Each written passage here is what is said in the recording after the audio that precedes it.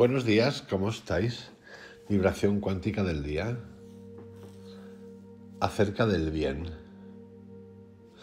Estamos tan acostumbrados al horror, a las noticias terroríficas desde hace años, y diría más de 50 años, a través de los medios de comunicación, bombardeo diario, que cuando oímos la palabra bien, hacer el bien, la belleza y el bien, hasta la palabra felicidad, como que nos da como la murga. Somos tan farsantes, diría yo,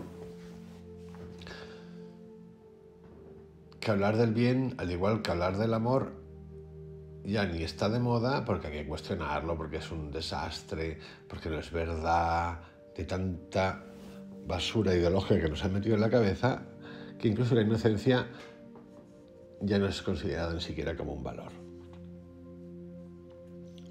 Así que hoy voy a hablar de la vibración cuántica del día acerca del bien, utilizando algunas cosas que contaba Aristóteles. Aristóteles contaba algunas cosas que están muy bien, y había otras cosas que contaba que eran le voy a decir así crudo, un puto desastre. De hecho, tiene un texto en el que habla de la simetría, la belleza de lo formal, el hombre y la mujer, y entonces cuando habla de la mujer, pues es que ni lo voy a decir, porque es que es un desastre total. Es tan antiguo que no se les ha ocurrido a los del woke ahora, no, como se diga en inglés, cancelarlo, es decir, porque está muerto. Entonces, pero bueno, en algún momento dado, a este paso que llevamos, seguramente irán para atrás y dirán: Aristóteles tiene que volver a levantarse de la tumba y tiene que reescribir, porque eso estaba mal. Efectivamente estaba mal, pero el que esté mal no quiere decir que haya que eliminarlo, porque sería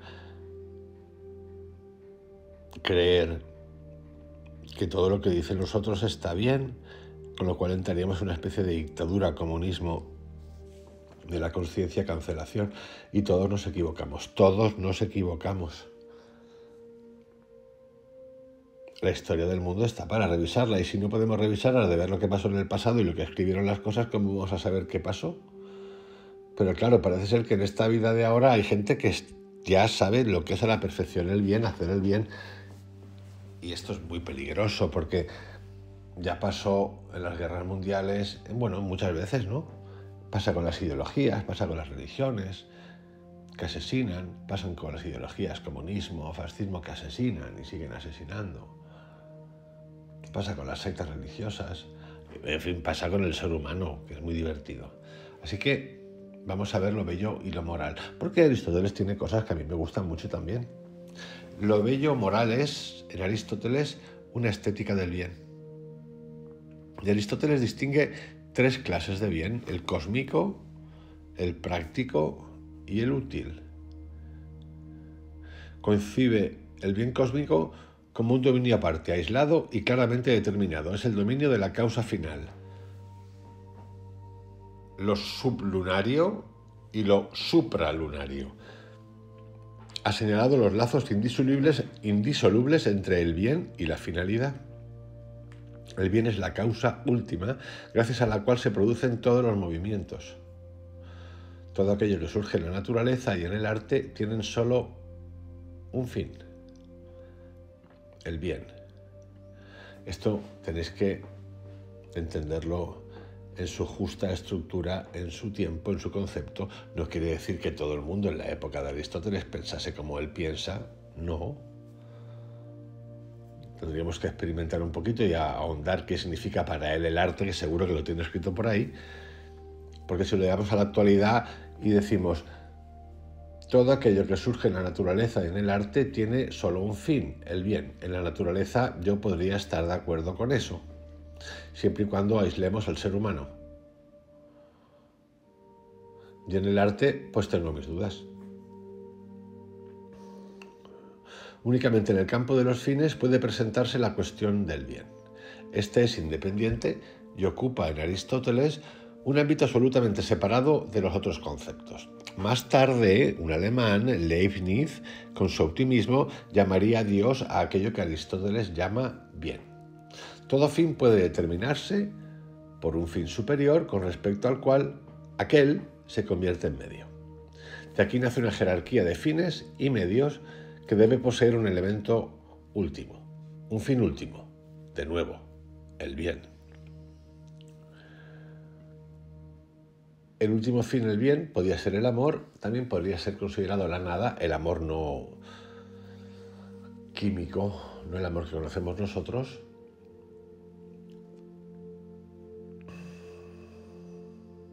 Un concepto, yo diría que hasta bastante budista del asunto, advaita también, de la no dualidad. Los que o han meditado o han hecho viajes psicodélicos, o incluso muchas otras personas que no han dicho ni una cosa ni otra, han podido tocar esta sensación de bien, de pertenencia, que en realidad no existe como palabra ni como adjetivo. No existe esa palabra, no existe el léxico, no existe ni la mente, pero en realidad tú estás sintiendo todo eso a la vez conjuntamente como individuo y con esa sensación profundísima y real de pertenecer al todo. Lo que caracteriza este último fin es que no puede ya ser un medio. Hay que distinguir, pues, siempre entre causa eficiente y causa final. También en el dominio del alma, los deseos existen únicamente para permitir a la razón ejercitarse. Claro, cuando observamos que los deseos existen únicamente para permitir a la razón ejercitarse, ahí podemos meter también la lógica y entonces nos damos cuenta que la lógica, la razón y los deseos a veces nos crean unos problemones espectaculares, porque somos un poquito animalitos, estamos acostumbrados. La naturaleza persigue su fin, que dice Aristóteles que es el arte. La naturaleza, como medio, como tierra, la tierra, no sé si persigue el arte. No sé siquiera si persigue el amor. No sé si contempla la naturaleza el concepto de amor, porque el concepto de amor seguramente es una cosa muy humana. En la naturaleza, el que incluye todo, lo vegetal, lo animal, piedras, todo lo que te dé la gana, existe sobre todo el concepto de supervivencia y de autorregulación propia sin injerencia del hombre, siempre que el hombre no ingiera, no participe, para reordenar. ¿Hay ayuda? Sí. ¿Hay ayuda desinteresada?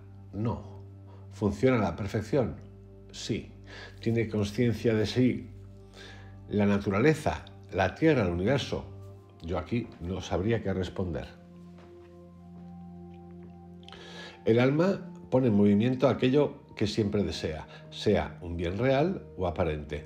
Cierto, esta concepción del bien cósmico podría traer consigo consecuencias estéticas. Este bien en sí es el primer eslabón, y a él están unidas todas las partes constitutivas del mundo. El universo puede concebirse como un drama bien hecho, una armonía y un cosmos. Pero tales repercusiones estéticas no fueron inferidas por Aristóteles de sus premisas. Llegó rápidamente al bien a través de las acciones. Es decir, la idea, el intelecto, la teoría es fantástica, no sirve de nada en ningún ámbito de la vida sin la acción. Por eso a veces es más conveniente la acción, incluso si no eres capaz de desarrollar esa teoría o incluso de entenderla, para poder derivar después el significado, el sentido, para que tú puedas comprender, yo pueda comprender. Aristóteles nos habla en segundo lugar del bien práctico. Es un principio de acción, de actividad. Está ligado al esfuerzo y a la voluntad. Aquí es importante porque dentro de unos días voy a hablar de Schopenhauer, de dos cosas en particular. El arte de la felicidad, en 50 máximas, y luego un texto que escribió que se titula Parerga y Paralipómena. Schopenhauer está muy ligado a la idea, a la teología, por llamarlo de alguna manera, budista. Aunque le veáis esa cara seria que tiene en sus fotos, era alguien, yo diría que bastante espiritual en el sentido de profundidad. Y era ateo, pero el que fuera ateo no quiere decir que tuviera un concepto del ser humano más allá de la materia. A veces las imágenes nos crean estas distorsiones acerca de lo que es una persona y de lo que es capaz de hacer. Es un poco extraño esto.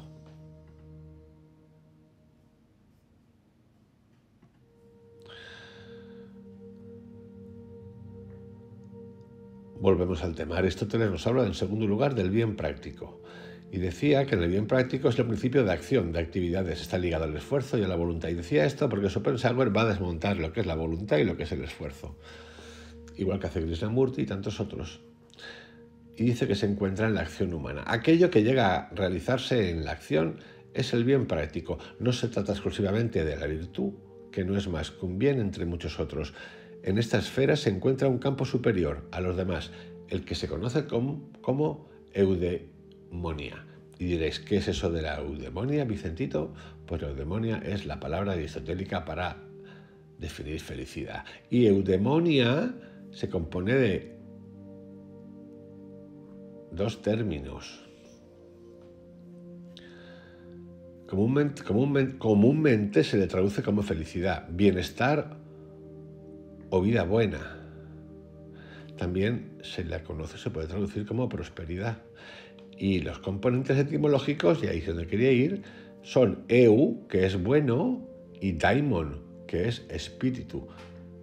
La felicidad es bueno y espíritu.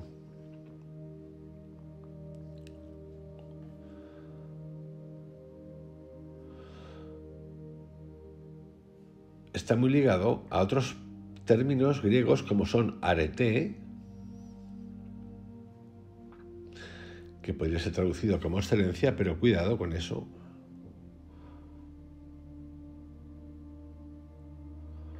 Con la virtud, que sería una excelencia moral.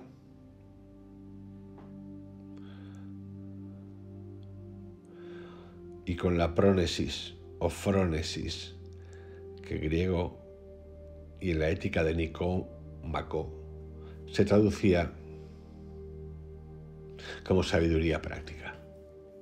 Los griegos eran unos artistas con las palabritas. Repito, en esta esfera se encuentra un campo superior a los demás, la eudemonía, en la que reside el bien en sí, aquello que es deseado no por otra cosa, sino por sí misma, es decir, el bien por el bien sin esperar recompensa, el bien sin mérito, el bien sin búsqueda del objetivo.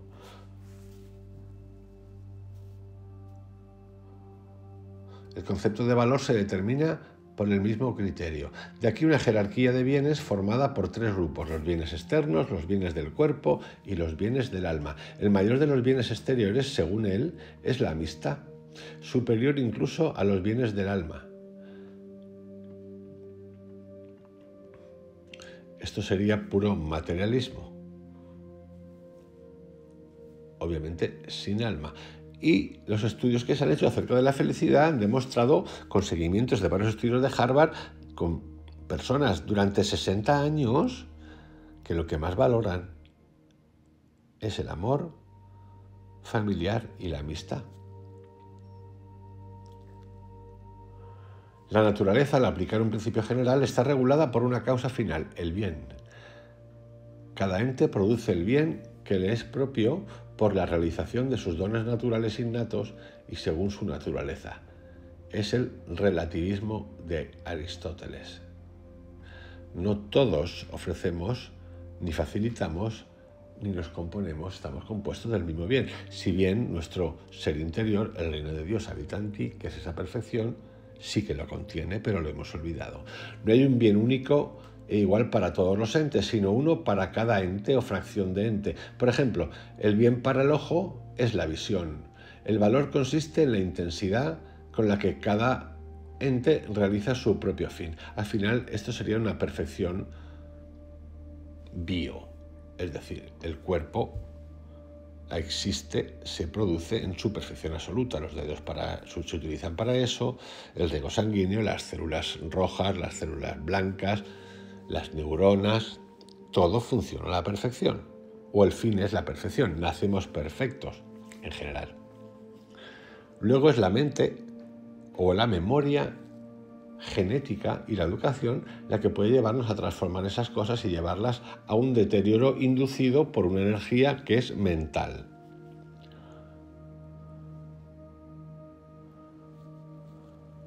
El valor consiste en la intensidad con la que cada ente realiza su fin propio. De este modo, el bien puede ser doble. Puede ser deseado por sí mismo en sí, sin interés, o para alguna otra cosa. El primero tiene mayor valor, el segundo equivale a lo útil.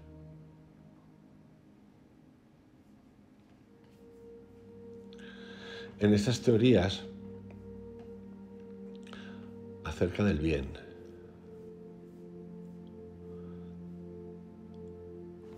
el ser humano se pasea por escenarios que podemos llamar estéticos, que podemos llamar virtud, que podemos llamar belleza. Son palabras que con el tiempo, son palabras filosóficas con mucho contenido, que con el tiempo las hemos ido desestimando producto de entrar en una completa sumisión corporativa, consumista, ideológica y cómoda.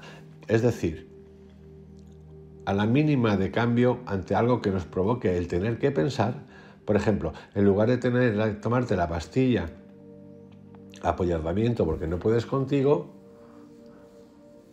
tener que revisar el porqué, el ser humano de hoy, estresado, sin recursos mentales, porque se nos ha comido una liendre, decidir a lo rápido. No quiere cuestionar, prefiere vivir. Es la pastilla azul en lugar de la roja de Matrix. Te la tomas y te quedas feliz. Está bien, está fantástico. Todo lo que hagáis está fantástico.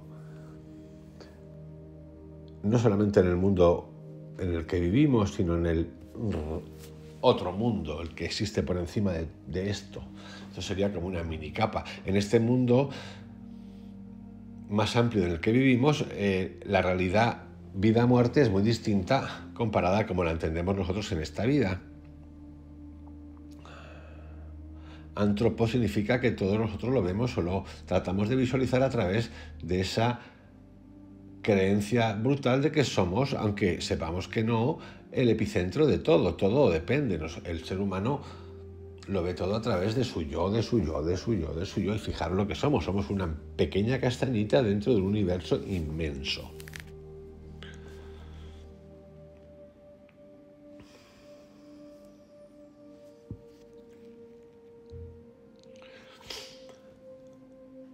Por eso, a mí me gusta tanto el sistema Advaita o de la no dualidad, porque nos facilita la comprensión, el entendimiento de que para usar la palabra bien tiene que existir la palabra mal, para la palabra blanco el negro, para arriba tiene que haber abajo, para millonario tiene que haber pobre. ¿Y qué significa esto? Que nos acercamos hacia un entendimiento que tiene que englobar todo. Y el etiquetar, muy Krishnamurti, el poner juicio, por ejemplo, ¿os acordáis que en las meditaciones, algunas de las que hemos hecho, el ejercicio consistía, tú inhalas y cuando dejas de inhalar, ahí hay un tiempo vacío y luego exhalas, paraeta. Y dicen, concéntrate en ese espacio hueco vacío que existe, que es un milisegundo o segundo, lo que quieras aguantar. El ser humano es la única animal de la Tierra conocido que para vivir en comunidad necesita crear leyes. Que alguien las crea, además. Alguien las tiene que crear. Somos sociedad. Somos sociedad en el momento que alguien comienza a marcar unas líneas, unas leyes que delimitan la manera de interrelacionarnos. Si no existiera esas leyes, que el ser humano las fabrica y que los animales las tienen ya de por sí incluidas, no tienen el rey león o la reina jirafa reunida con sus ministros diciendo lo que tenemos que hacer. Sí que ejecutan reglas, pero no hasta el punto que hace el ser humano. El ser humano llega a puntos indescriptibles contra natura. Y cuando digo contra natura, no decir, hostia, ya está este religioso católico conservador de M contando las películas. No, no, a ver, la vida en el ser humano se produce por AB, masculino y femenino. Hombre, mujer, no se produce por hombre, hombre, mujer, mujer. No. Pero somos los únicos que llegamos a esos puntos.